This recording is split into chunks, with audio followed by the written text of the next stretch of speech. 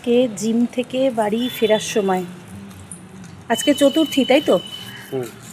চতুর্থীর দিন আমাদের লোকাল কল্যাণেশ্বরতলা মন্দির সেজে গেছে, মা এসে গেছেন।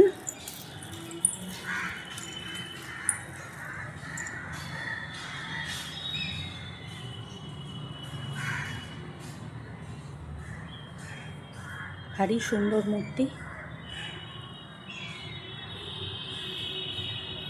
বাহ, খুব সুন্দর লাইটস, সেগুলো তোমাদের দেখাই। দেখো, খুব সুন্দর সাজিয়েছে, বহু প্রাচীন পুজো এটা।